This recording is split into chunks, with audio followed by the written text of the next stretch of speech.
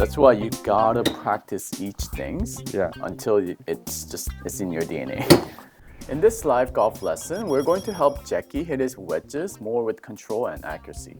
Hey Jacky. Hi. So welcome to our channel. Thank you. Yeah, so you've been golfing for how long? About 5 years. This is the 5th year. 5th year. Yeah. Okay, and what's your handicap? It's about a 10, 11, handicap. 12. And, yeah. Okay, and what do you think is what's causing you to not go down to a scratch golfer? I think the wedges. Yeah, it's crazy to me that I'm more comfortable hitting like a 8-iron to 6-iron into the green than actually wedges. Perfect. Then let's show the audience how you hit your wedge shot. Sure. So we're gonna hit 3 shots, Okay. and we have 90 yards to the hole. Yep. And you're hitting with 56? 56. Is that your... Yeah, I would probably hit this a little lighter, but usually my 56 goes 95 or so. 95? Yeah. Okay, let's see.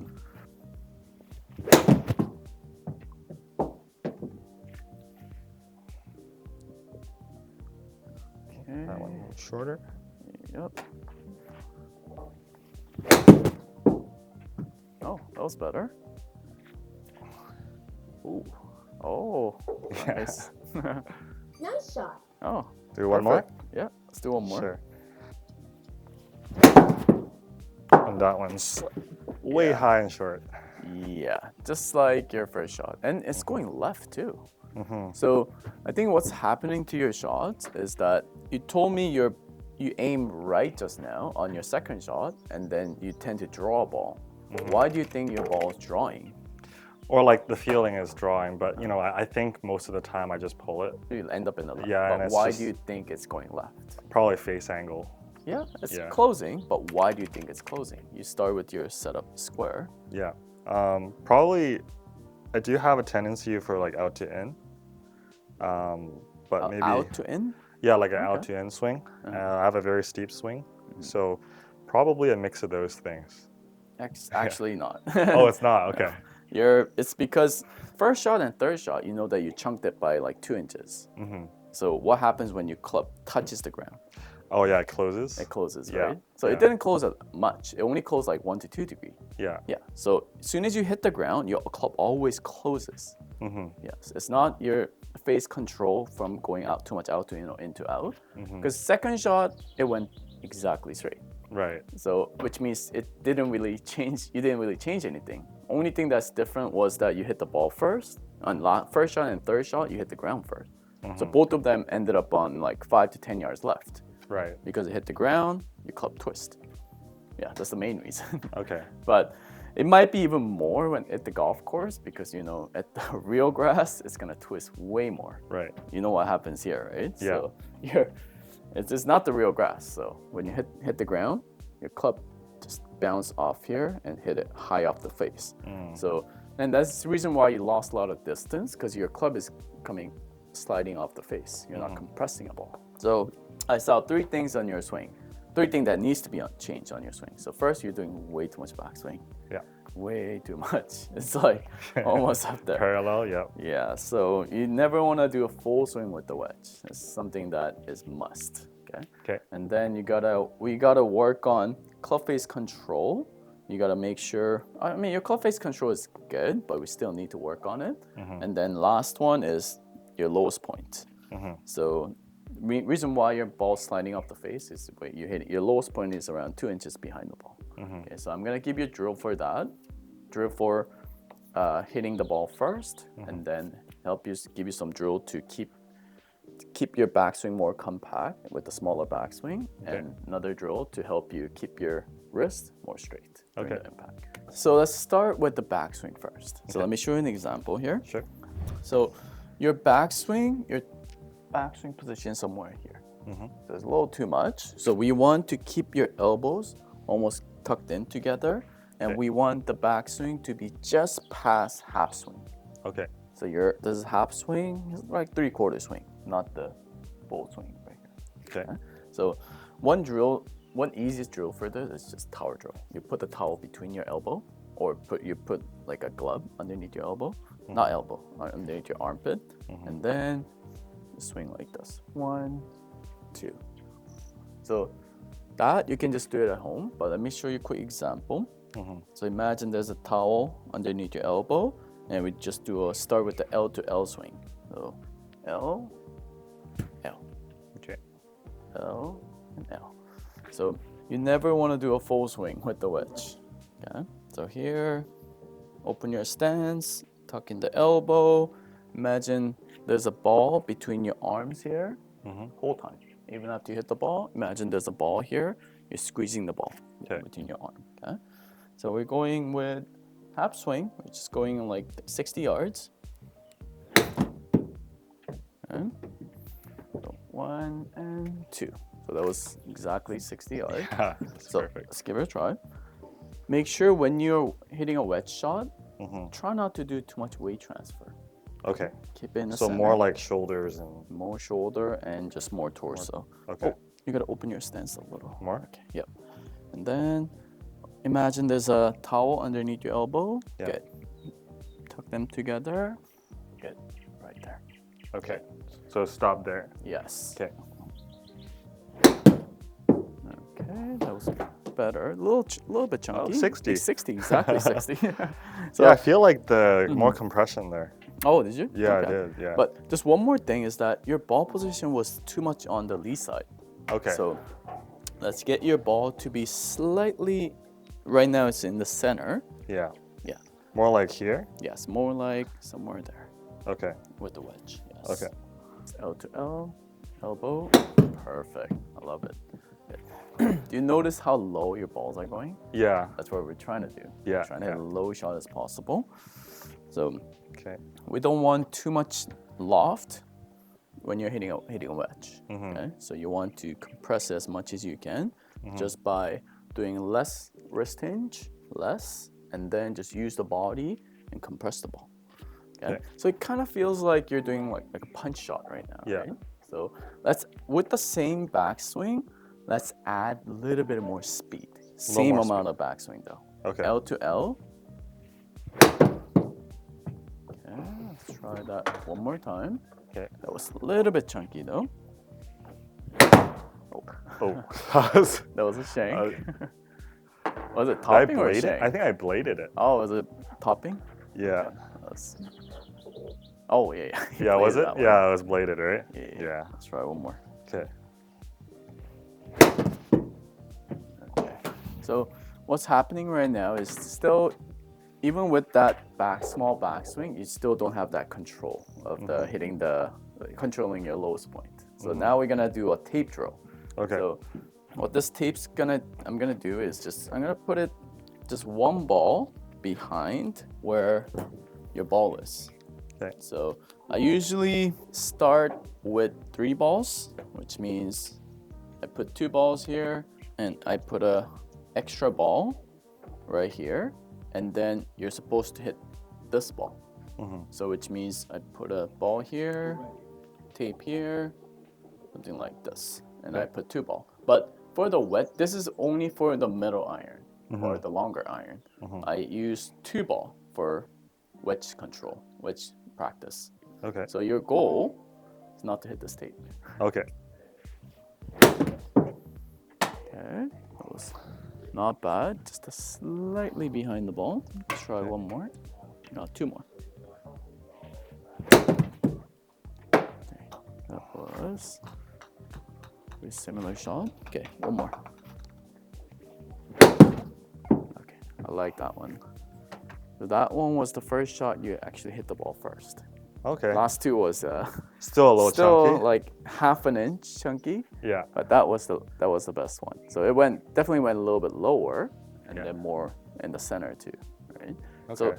that's the drill that you really gotta practice, because this is something that you cannot just fix it right away. You gotta do a lot of drill. What I did was, for the wedge shot, I did way more extreme. I just didn't do just the tape.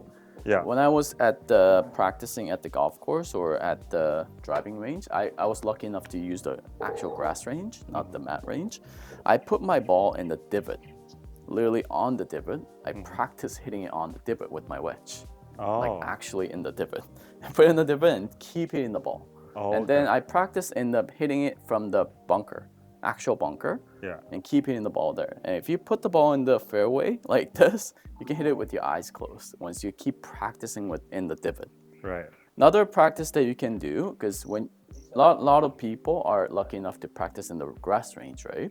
So another thing you can do is just put the ball right behind the tape, literally behind the tape, and practice hitting the ball like this. Real quick, we're building 100 free educational YouTube channels to provide accessible learning to everyone. If you'd like to support our mission, please join our YouTube membership so we can continue to provide free quality content to you. Now back to the video. So let's give it a try. Sure. With the closer, yes. Yeah. And for my stance, should I always be like this open for my wedges? Like I'm more open for my 60, I guess? Oh yes. No, 60 is same. I mean, just slightly open. But do you know why we're opening this setup? Because of the swing path of a wedge? Swing path, yeah. Swing plane. Swing plane and swing path. Yes. Okay. With the wedge shot, you're not supposed to shallow the club. Right. You know that, right? With the wedge, you're not supposed to shallow. You gotta come down in a steep angle. So you gotta hit down on the ball so we can create more backspin. Yeah. That's the reason why we're going more open stance. So we're kind of cutting across the ball. Oh, good. See, more you hit the ball first, you notice more your ball go low. Yeah. Right? Yeah. You hit the ball first. Perfect. Let's try it. One more shot. Okay. Oh, okay. That's good. Ooh. Perfect. All right. So yeah, that's the one drill that you can do. Okay. Okay. And then when I'm hitting my wedge, there's two main things that I focus on. One is controlling the lowest point and controlling my face angle. So if I want to keep my club face square throughout my whole backswing and to the impact, how do you make it not become open? No wrist hinge? There should be a wrist hinge, just no wrist rotation. Right. Yeah, wrist rotation makes your club face open, and wrist hinge doesn't make it open. Oh yeah. And then wrist flexion, keep your club face square. Okay. So as soon as I start my backswing, I do a lot of wrist flexion. Wrist flexion is this movement. So that's the only thing that my wrist does throughout my whole backswing. So, but if I only do a wrist flexion, my club's gonna be here. So I just turn my body right here, and then I use my body to swing. You see my club face square. Yeah. And then hit the ball. So first thing I want you to do when you're doing a backswing, obviously do not do any wrist rotation. Keep your eyes on the club and see if your club face is opening or closing. Up to here. So if you keep your wrist straight or keep your club face square during the whole backswing, you can't really do more backswing than this. If you do more, see, your club was way up here. Your club starts to, your hand starts to cut. Yeah. But if you want to keep it straight or a little bit bowed and try to do a wrist hinge, you can't really do it. You see my club is facing the sky. Yeah. And then after that, I just rely on my body and just hit the ball like this. Okay. So that's how I keep my club face more square. So let me show you more example. See the direction wise? Yeah. There's no way my ball's gonna go right and left because I'm not doing anything with my wrist, right? My club face is square, square, and square. Obviously, I can hit it on the toe and heel. It might go a little bit right and left, but yeah, as long as I don't make that mistake, it's gonna be pretty straight. Let's give it a try. Okay. Keep your hands very passive throughout your takeaway. Keep looking at the club face. Keep looking, keep looking. That's it. You see your club head is facing the sky. Yeah. Good. Yeah. And then go to the impact. Okay. Yes. That forces you to do a smaller backswing. Okay. I think I got under that a little bit. Got under that. So at the top of the backswing, your wrist was here. It was perfect. Yeah. You weren't doing this. So you were really thinking about your wrist just now, right? The whole time? Yeah. Okay, that you didn't think about the contact point. I tried. It's hard to think about two things. That's why you gotta practice each things until it's in your DNA. Okay. All right, let's try. Let's try again. Try again. Yeah, so much better. backswing wise, but still chunked that one. No. So let's try again. Why does the ball keep flying back there? Because the spin is pretty Yeah. hard, yeah. Okay, so then there's one more thing I want you to work on. So Yeah. I told you about two things that I think about it, right? The lowest point and the club face control. So how I think about the lowest point is this.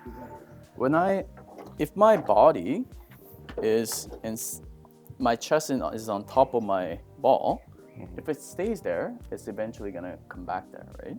So what I do is I put a lot of pressure on my right big toe and right knee.